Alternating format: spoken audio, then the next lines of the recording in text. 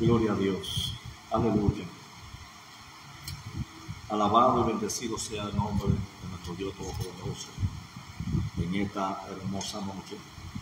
Damos gracias a Dios por la oportunidad que nos permite poder encontrarnos a través de esta plataforma de Facebook, ¿verdad? Cada lunes en este programa Abriendo la Escritura. Que le habla y le saluda a todos mis hermanos es Pastor Felizonel Pérez desde la República Dominicana. Nos encontramos en la capital de la República, Santo Domingo, en el local, en la iglesia donde estamos pastoreando, ¿verdad? Por gracia y misericordia de Dios. Hoy, lunes 24 de marzo 2025, vamos a compartir un estudio, ¿verdad?, de la palabra de Dios del libro de Mateo. Vamos a hablar del nacimiento de Juan el Bautista. Ese es el tema que queremos compartir con ustedes, lo que es el nacimiento de Juan el Bautista. Creo que cada uno de nosotros, de una forma u otra, sea por predicación, sea por enseñanza, sea que lo hemos estudiado,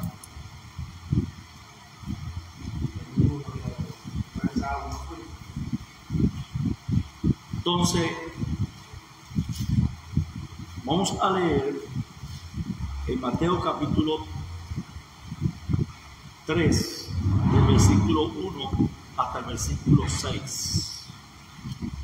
Y leemos la palabra del Señor, que dice así: En aquellos días vino Juan el Bautista, predicando en el desierto de Judea y diciendo: Arrepentíos, porque el reino de los cielos se ha acercado. Pues este es aquel de quien habló el profeta Isaías cuando dijo: Voz del que clama en el desierto, preparad el camino del Señor, enderezad sus sendas. Y Juan estaba vestido de pelo de camello y tenía un cinto de cuero alrededor de sus lomos, y su comida era langostas y miel silvestres. Y salían a él Jerusalén y toda Judea y toda la provincia de alrededor del Jordán, y eran bautizados por él en el Jordán, confesando su pecado.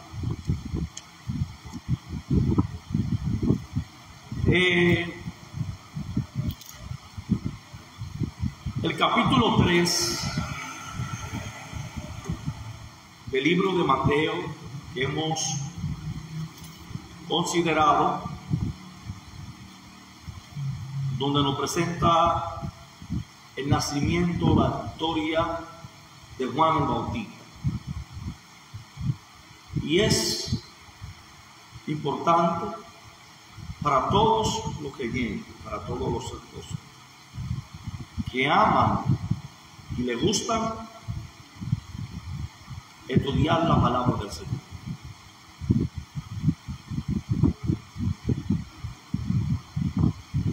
La palabra de Dios. Este capítulo 3 nos presenta el rol principal, el rol de Juan el Bautista en la venida del Mesías. Pero antes de nosotros ver esto, vamos a mirar vamos a analizar, vamos a ver quién era Juan el Bautista, de dónde viene Juan el Bautista. Juan el Bautista, el nombre en hebreo es Yohanan, que significa favor o gracia de Jehová. Juan fue el hijo único del sacerdote Zacarías. Su nacimiento fue un milagro, ya que su madre Elizabeth era estéril y no había podido tener hijos, según lo vemos en Lucas, capítulo 1, verso 5 al 7. Gloria al Señor para siempre. Respondiendo Simón le dijo, Lucas, capítulo 1, verso 5.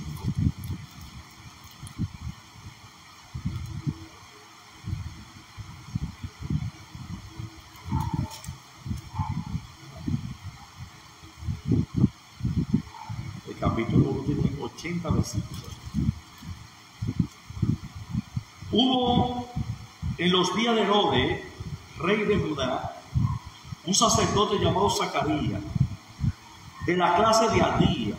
Su mujer era de la tribu era de las hijas de Aarón y se llamaba Elizabeth. Ambos eran justos delante de Dios y andaban irreprensibles en todos los mandamientos y ordenanzas del Señor. Pero no tenían hijos porque Elizabeth era estéril y ambos eran ya de edad avanzada. Bebé,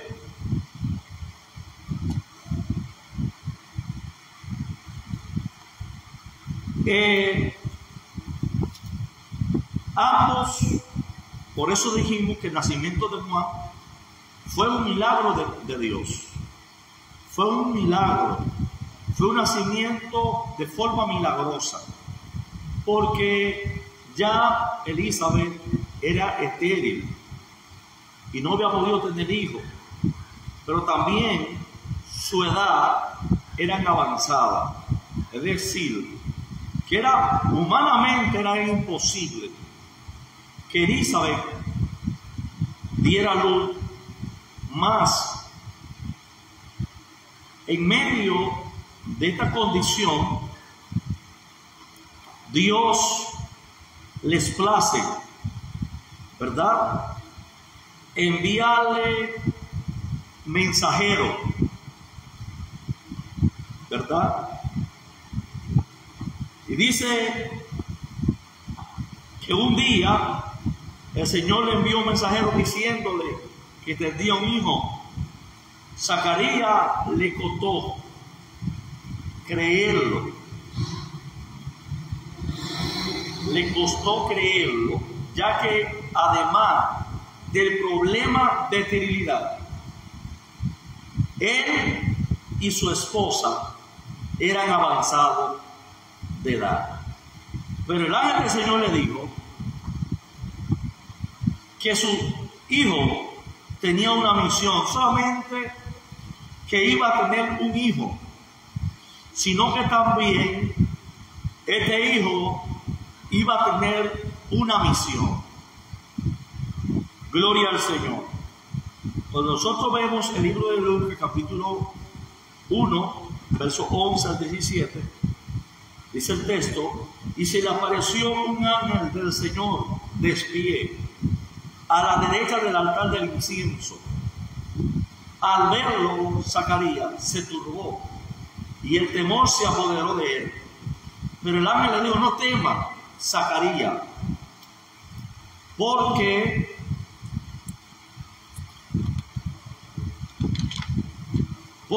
tu petición ha sido oída y tu mujer Elizabeth te dará a luz un hijo y lo llamará Juan y tendrá gozo y alegría y muchos se regocijarán por su nacimiento, porque él será grande delante del Señor. No beberá ni vino ni licor y será lleno del Espíritu Santo aún en el vientre de su madre. Y él hará volver a muchos de los hijos de Israel al Señor su Dios. E irá delante de él el espíritu y el poder de Elías, para hacer volver los corazones de los padres a los hijos y lo desobediente a la actitud de lo justo, a fin de que preparar para el Señor un pueblo bien dispuesto. Recuerdo, estoy leyendo otras versiones. Vemos ya la visita, ¿verdad? Y vemos cómo el Señor envía a su ángel a visitar a Zacarías y a visitar de parte de Dios con un mensaje, no solamente en el cual iban a tener un hijo, sino que el hijo que iban a tener tendría una misión especial, y era preparar el camino al Mesías. Hay muchas cosas que debemos aprender de Juan. Leímos en Lucas de dónde viene Juan, de Zacarías, de Elizabeth, y también vimos de dónde viene Zacarías y de dónde viene Elizabeth. Elizabeth viene de la descendencia de Aarón, viene de una línea sacerdotal, viene de una familia de sacerdocio, una familia de levitas. Por ende, y dice la Biblia que ellos eran justos, ¿verdad?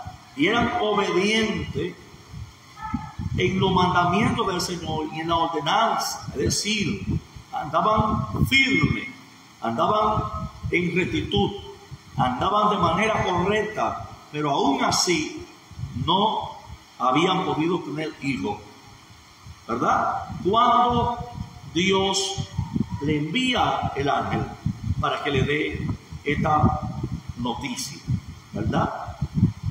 Y Juan viene de la clase de Abdías, recuerde la palabra clase. Es importante que usted haga un análisis, ¿verdad?, de las clases de Abdías. Es aquellos sacerdocios, de los 24 sacerdocios de David para acá, ¿verdad?, que habían, ¿verdad?, según su clase, como era la costumbre o como era la formalidad, ¿verdad?, de que alguien tenía que entrar en el lugar santo, santísimo, ¿verdad?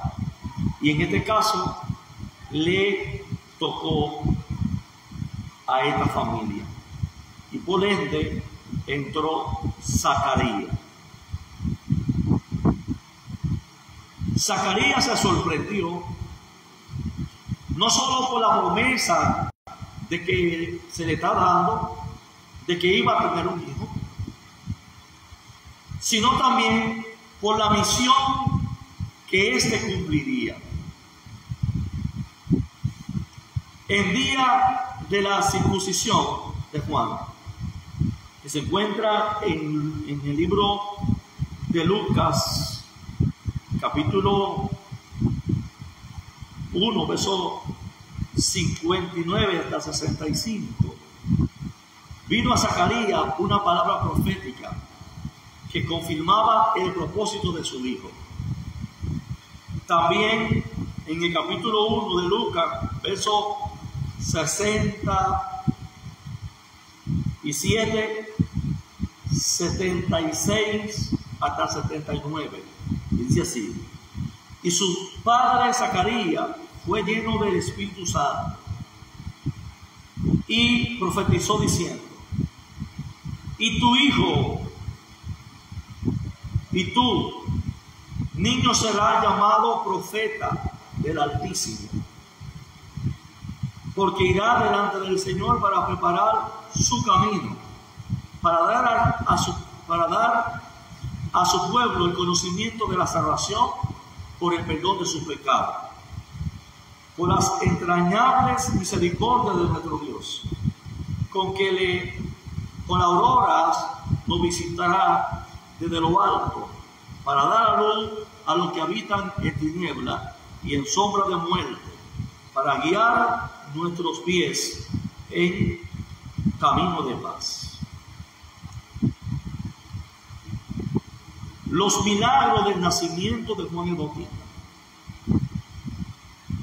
Más evidente que del propósito, ¿verdad?, especial que él tenía.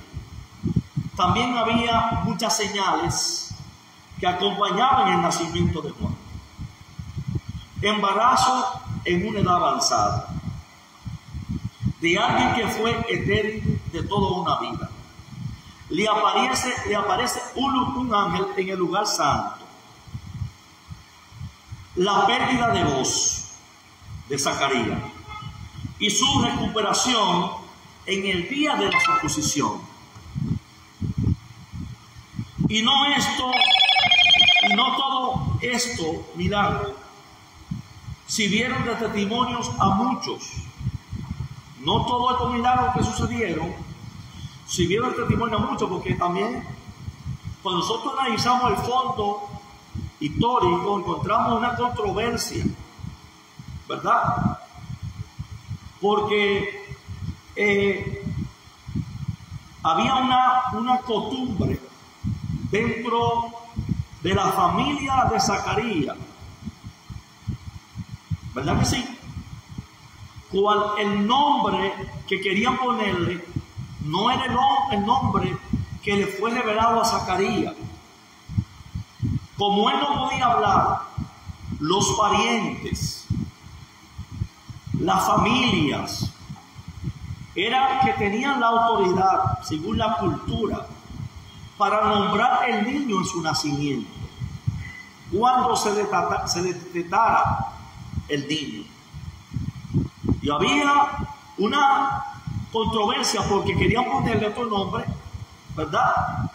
Pero qué bueno que en el mismo instante de tomar la decisión, Zacarías volvió a recuperar la voz, porque el nombre que le querían poner era el mismo nombre de su papá, que era Zacarías, porque era la regla que había de un pariente. Entonces, hasta este punto. Entonces,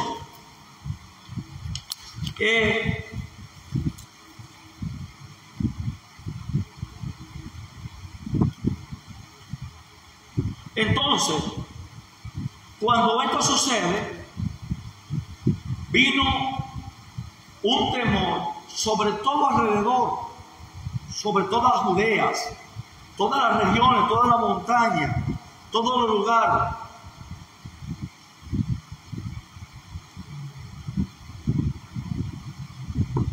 Y todo el mundo se estaba preguntando, ¿qué pues llegará a ser este niño? ¿Por qué? Por las señales, por las cosas extraordinarias que estaban sucediendo. Porque todo lo que caiga a propósito viene con una señal extraordinaria. Y aunque muchas veces el mundo, el humano en su humanidad, no puede discernir, no puede interpretar, la reacción muchas veces es golpear, es perseguir.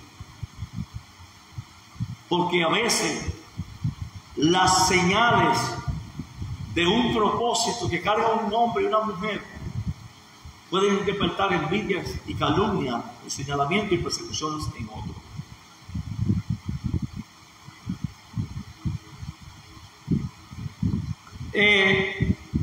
Dice en Lucas capítulo 1, versos 65 y 66, y vino temor sobre todos los que vivían alrededor. Y todas estas cosas se comentaban en toda la región montañosa de Judea.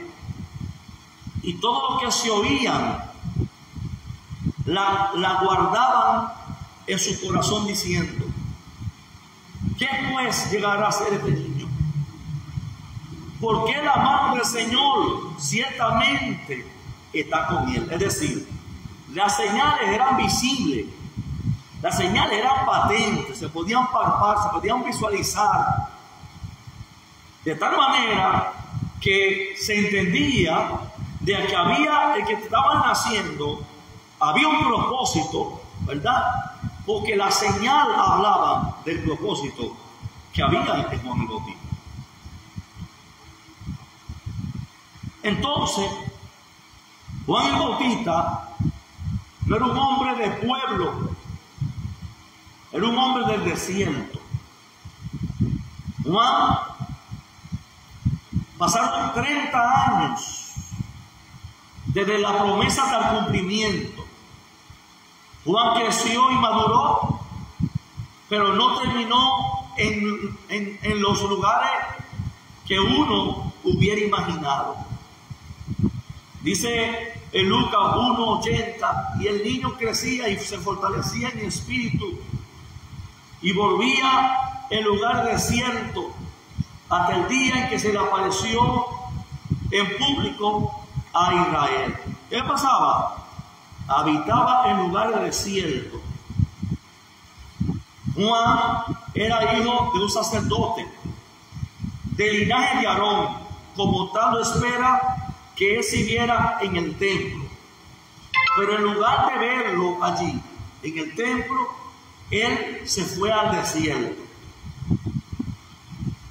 Y es importante porque había una condición en el templo y había una condición en Jerusalén por el cual Juan se fue al desierto.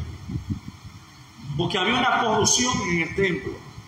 Había una corrupción dentro de la religión.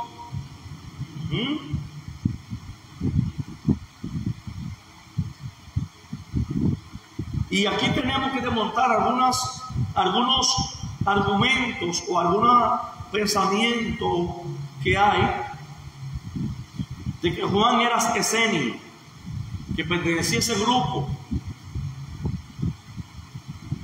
Porque Juan estaba en el desierto, pero Juan no estaba, aunque los esenios era un grupo que estaba en el desierto, porque tampoco estaban de acuerdo con el Imperio Romano y con el sacerdocio de momento, es decir, con los saduceos, porque tenían el templo y la religión corrompida, y como no estaban de acuerdo, decidieron estar en el desierto.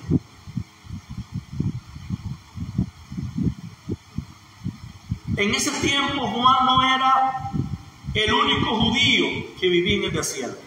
Habían otros grupos de levitas, sacerdotes, que se habían retirado al desierto debido a la corrupción del sistema religioso. En ese entonces el grupo de los saduceos había formado control del templo, del sistema del templo. Respaldados por los romanos, ellos corrompieron el sistema religioso y vendiendo los puestos principales, vendían en los puestos principales del templo. El templo se había corrompido. Y ahí hay una enseñanza grandísima en eso del templo.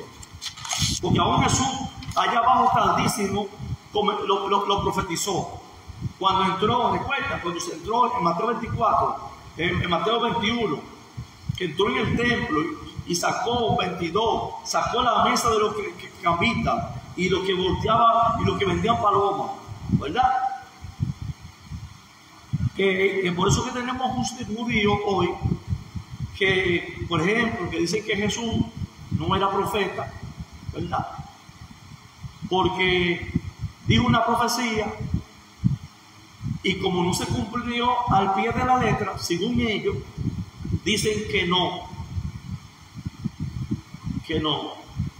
Entonces recuerda que Jesús profetizó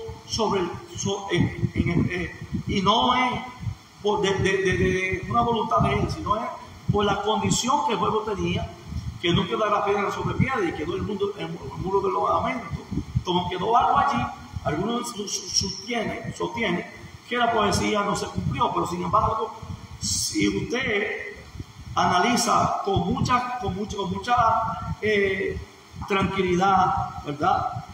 Y entiende el templo corrompido con lepra, usted sabe que la lepra no solamente era en el cuerpo, habían templos leprosos también, casa leprosa. Y usted quizás no entiende, porque usted tampoco quizás no entienda la realidad de la casa leprosa. Pero sin embargo, si usted analiza bien, con una mente sin prejuicio, sana y guiada por el Espíritu de Dios a la verdad, usted se va a dar cuenta que cuando una persona tenía lepra, una persona común, normal, un humano, era revisado por un sacerdote, ¿verdad que sí? Y en la primera revisión, el sacerdote sanaba y hacían curaciones y le daba otros 7 días más, le daba otra oportunidad para cuando. Entonces, ¿qué hizo Jesús en la primera revisión en el templo? ¿Qué hizo Jesús?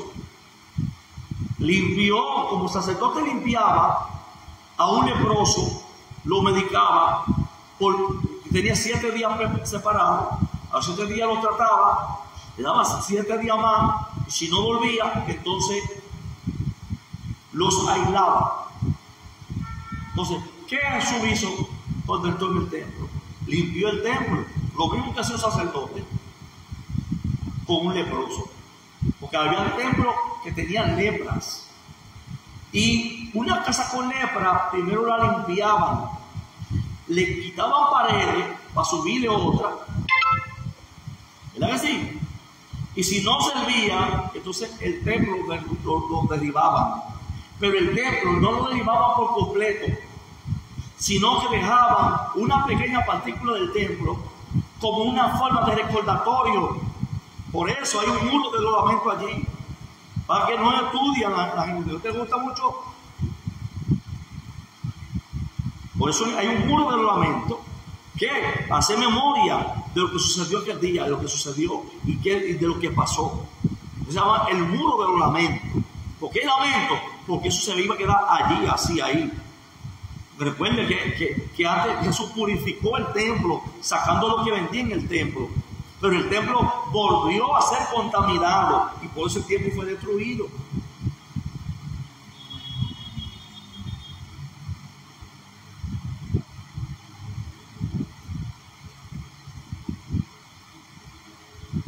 Por la contaminación del templo. Porque el templo se contaminó y fue destruido. Lo restauraron. Zorobabel, allá atrás. Herodes lo partió por la mitad, lo hizo más amplio. Ahora ese templo Jesús le profetizó y fue en el 70 que se destruyó. Quedó ahí el muro de lamento para recordatorio de lo que el Señor habló. No fue que no se cumplió la profecía, es que eso tiene un mensaje. Sigo acá entonces. Entonces, amado,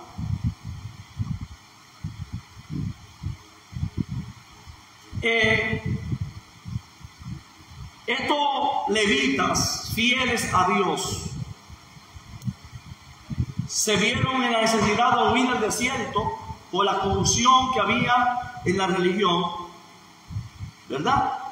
Porque los saduceos estaban en unión y juntos con los romanos. Y la religión se había corrompido, el sistema religioso.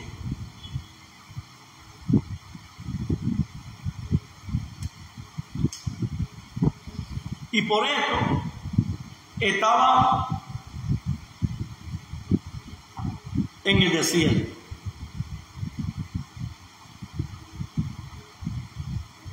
Donde ellos procuraban llevar la vida como Dios lo mandaba. Y no como el sistema religioso que había en ese momento. Este remanente fiel era conocido como los esenios, y muchos de ellos vivían en el Curán. Una comunidad esenia era a la par del Mar Muerto.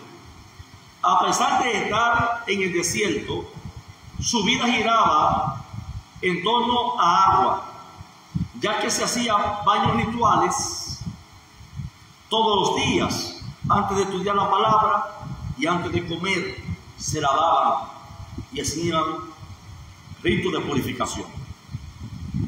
Los rollos del Mar Muerto fueron escritos por esta comunidad y reflejan su interés en los últimos tiempos y la llegada del Mesías.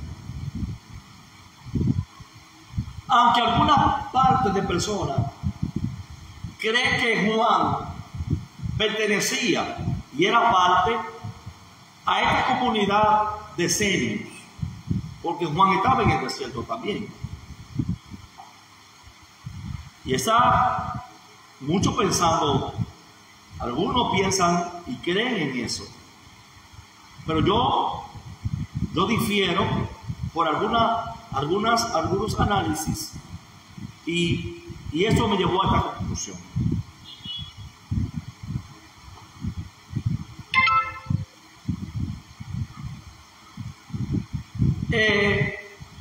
Si había algo que debemos diferenciar, primero es la forma de vestir de los esenios, a la diferencia de vestir de Juan el Bautista. Los esenios vestían con túnicas blancas, pero Juan llevaba otra vestimenta, tal como le escribe Mateo, capítulo 3, verso 4, que lo leímos anteriormente. Y él, Juan, tenía un vestido de pelo de camello y un cinto de cuero en su cintura, y su comida era langota y miel silvestre. Mateo no mencionó esto solo como un dato excéntrico, no, sino como una señal profética.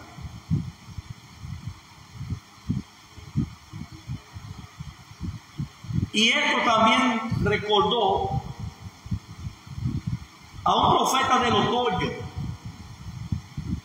que vestía de manera similar. Segunda de Reyes, capítulo 1, verso 8. Ellos le respondieron: era un hombre cubierto de pelo y con un cinto de cuero ceñido en sus lomos. Y él dijo: es Elías el Tibita. Estos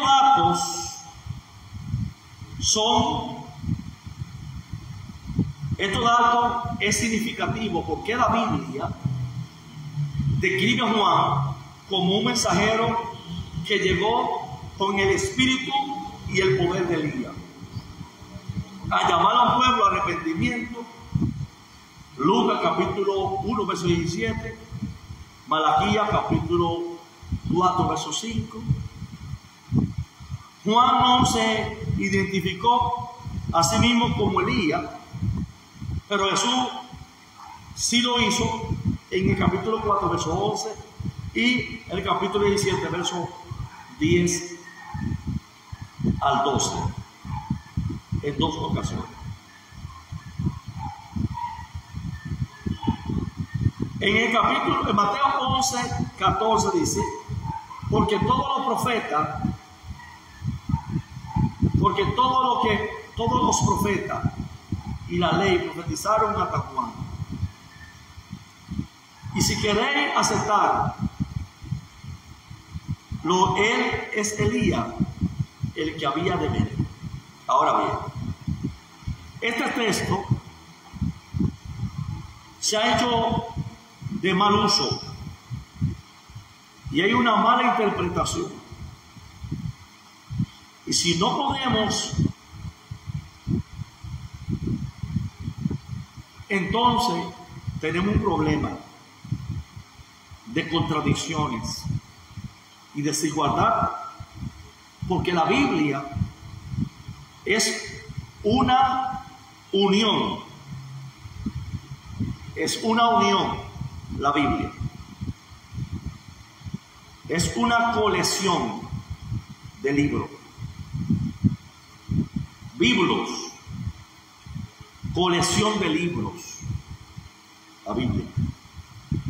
Pero la Biblia tiene un Antiguo Testamento que es traducida de la Biblia hebrea, ¿verdad? Y hay un Nuevo Testamento que es traducido del griego. Siglo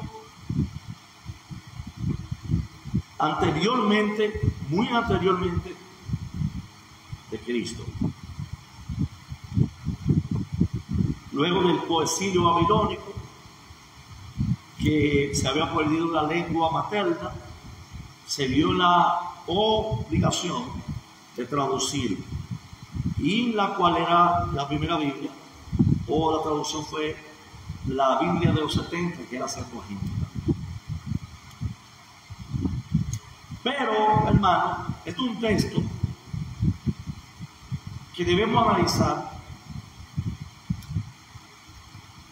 porque el texto dice, porque todos los profetas y la ley profetizaron hasta Juan.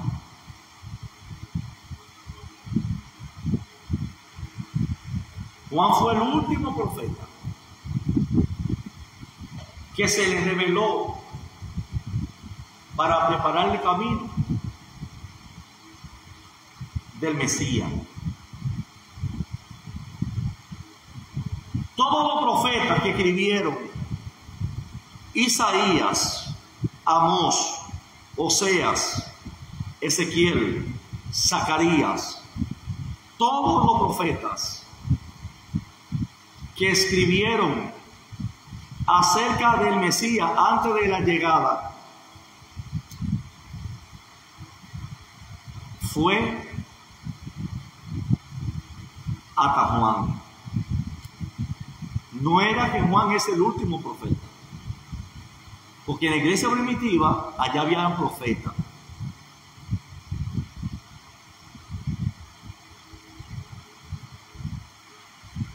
Y todavía no se había cerrado el canon bíblico del Nuevo Testamento.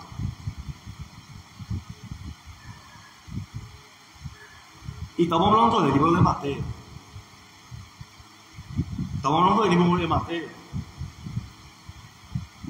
Entonces, tomar ese texto bíblico para fundamentar una enseñanza y hablar con gallardía, sin primero analizar el texto, cuando luego más adelante, en el libro de Hechos, aparecen profetas.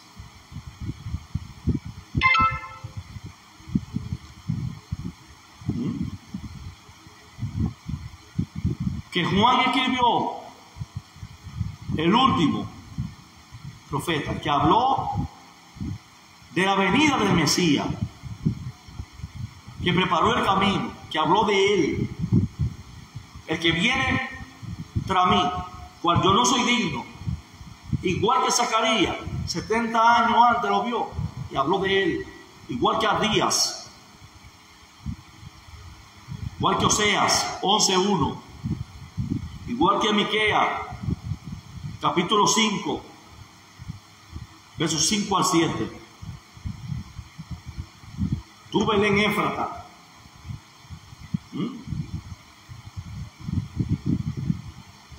Isaías 11, Isaías 9:5, Isaías 63, 61, Isaías 53, Isaías 52, Isaías 43, Isaías 44. Y usted sigue por ahí que habló.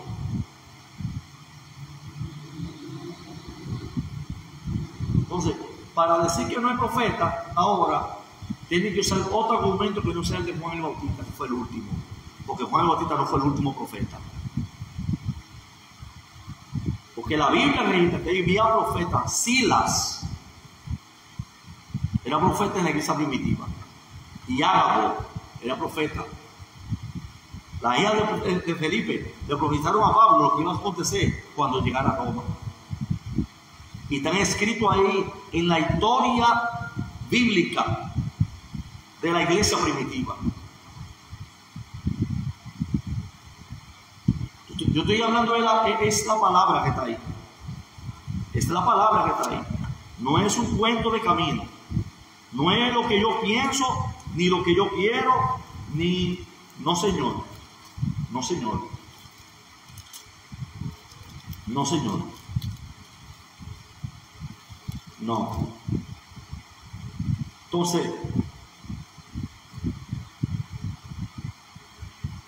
Entonces mira bien. Hechos 13. Había entonces las iglesias que estaban en Antioquía, profetas en plural. ¿Cómo que se acabaron los profetas? Y Juan el Bautista era el último. Y aquí hay profeta. Yo no estoy diciendo el ministerio profético. Yo estoy diciendo que decir que Juan fue el último. Juan fue el último que habló concerniente a la venida de Cristo. Por primera vez, del Mesías, como Mesías. Y la ley, que era la sombra hasta que Cristo llegara. Es de eso que yo estoy hablando. Es de eso que estoy hablando. Aquí dice, había entonces en la iglesia que estaba en Antioquía profetas y maestros, profetas en plural. En plural. Y vemos ahí también a Silas, a Ágapos, las hijas de Felipe y otra más. Entonces, hay que tener cuidado, hermano. Hay que tener cuidado con eso. Primero, vamos a analizar el texto bíblico.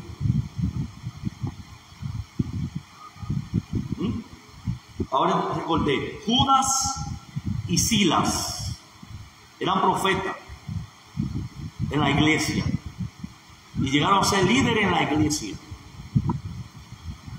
Profeta en la iglesia, profeta. Judas y Silas, Ágapos, las hijas de Felipe. Y aquí dice ese texto, de muchos que hay, que en la iglesia de Turquía habían profetas y maestros. Y luego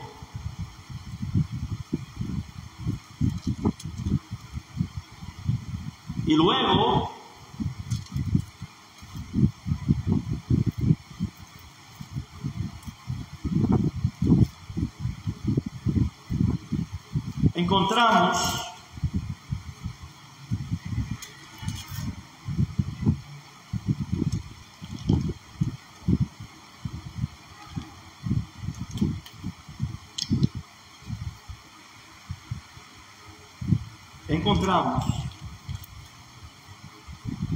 en Efesios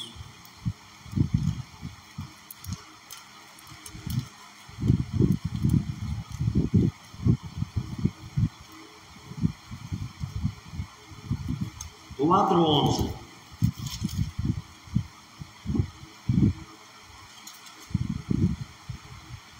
Y dice, y él mismo constituyó a unos apóstoles, a otros profetas, a otros evangelistas, a otros pastores y maestros. Entonces, Juan no era el único, porque todavía no se había cerrado la escritura. No se había cerrado la escritura. Vea cuándo se escribió Apocalipsis, el último libro, y cuándo se escribió Mateo.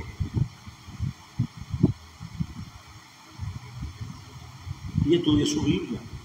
Dios le bendiga a todos mis hermanos Juan, Melanio, Flores, González, Dios te bendiga.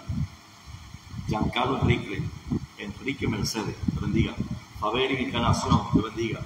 Debbie Almanza, Dios te bendiga mucho, hermano, te bendiga mucho. Johnny López, Dios te bendiga más. Entonces, hermano,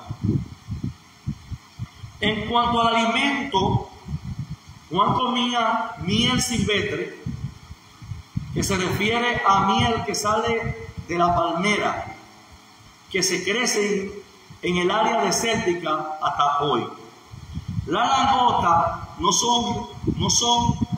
se refiere a animales frutáceos del mar, como algunos piensan, langosta del mar. No, señor. No, sino unos insectos similares a los saltamontes, que la Biblia lo catalogan entre los animales que sí se permitían comer. Levítico capítulo 11, verso 20 al 23. Juan, el llamado de Juan, vamos a hablarlo el próximo lunes. El llamado de Juan. Así que vamos a estudiar la Biblia. Vamos a estudiar, no, que ese rol no corresponde a todos estudiar para mejorar la enseñanza. Dios les bendiga, Dios les guarde.